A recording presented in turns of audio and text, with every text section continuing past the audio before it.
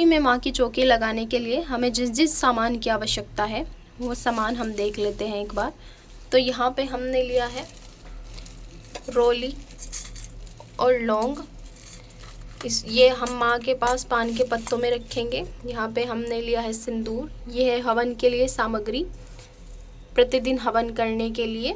इसमें हमने जौ लिए हैं बोने के लिए, जवारे उगाए जाते हैं माता के शारदीय नवरात्रों में। यहाँ पे हमने लिए है माता के खेल खिलौने, और यहाँ पे है हमारी, इनको हम स्थापित करेंगे। पान के पत्ते, पंचमेवा, घी लिया है अखंड ज्योत के लिए। यहाँ पे अखंड ज्योति के लिए दिया ले लिया है। ये हमने एक चुनरी बंधा हुआ नारियल ले लिया है। लाल कपड़ा ले लिया है माता की चौकी पे बिछाने के लिए। एक कलश ले लिया है मिट्टी का। इस कलश में हम इसकी स्थापना करेंगे जल भरकर। यहाँ पे हमने ले लिए हैं अक्षत यानी चावल कलश में डालने के लिए। इसके बाद हमने ले लिया है जल कलश में डालने के लिए। माता रानी को तुलसी में जब हम दुर्गा शक्ति का पाठते हैं तो तुलसी में जल चढ़ाने के लिए एक तांबे का लोटा ले लिया। ध्यान रखिए कि लोहे या स्टील का लोटा नहीं लेना है। और इसके अलावा हमें चाहिएंगे पान के पत्ते। अच्छा, पान के पत्ते का अपना ही एक अलग महत्व होता है। माता रानी को पान बहुत ही प्रिय है, तो हम माता रानी पे जो चढ़ाते हैं, माता रानी के दाहिने भाग पर जो हम रखते हैं नवरात्रि में, पान पे हम लौंग और इलायची का जो है वो जोड़ा रखते हैं। इससे कहते हैं कि हमारे घर में सुख शांति और समृद्धि बनी रहती है।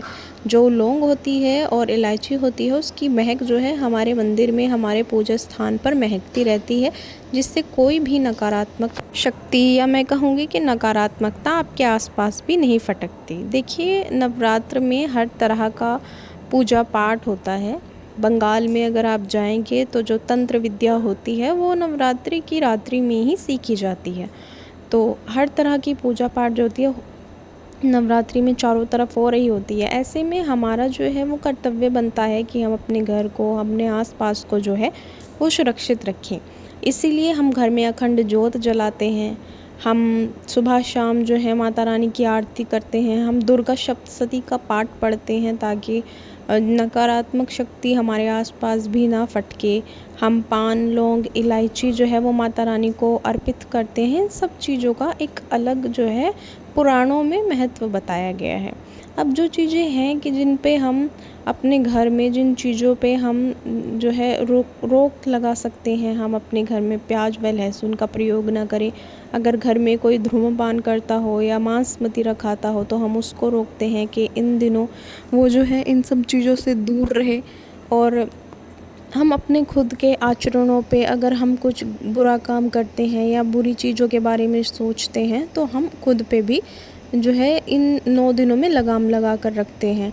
जो सुहागिन औरतें होती हैं वो सुबह शाम जो है एकदम माता रानी के सामने जब पूजा करने जाती हैं तो 16 श्रृंगार में जाती हैं, ताकि माता रानी से वो इस बात की अर्जी लगाती हैं कि हम जब तक रहें हमारा सुहाग हमारे सर पे बना रहे, हमारा सुहाग अमर रहे।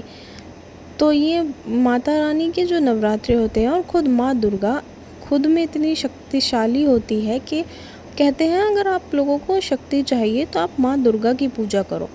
जब आप माँ दुर्गा की पूजा करते हैं, सिर्फ नवरात्रि में ही नहीं, अगर आप ऐसे भी मतलब माँ दुर्गा की पूजा करना, उनको अपना इष्ट देव समझकर उनकी पूजा शुरू करते हैं, तो आप देखेंगे कि आप में एक अलग तरह की ऊर्जा, एक अलग तरह की शक्ति आप खुद में महसूस करेंगे। आप निडर हो जाएंगे। अब जब हम दुर्गा सप्तशती का पाठ नवरात्र में शुरू करेंगे तो आप देखेंगे कि दुर्गा सप्तशती में ही माता रानी के कितने रूप दिखाए गए हैं। कैसे जब सब देवता जो है हार मान चुके थे तब माता रानी प्रकट हुई थी। माता रानी की शक्ति के सामने सब हार गए थे। तो इसीलिए आपको जिस भी तरह की शक्ति चाहिए होती है वो सब माँ भगवती दुर्गा में ही समाई हुई है। इसलिए मैं आप सभी से यही निवेदन करूँगी कि 9 दिन अपने घर माँ की चौकी लगाएं, अखंड ज्योत जलाएं, कलश स्थापित करें और दुर्गा सप्तशती का पाठ जितना हो सके वो पढ़ने की कोशिश करें। दुर्गा कवच करें।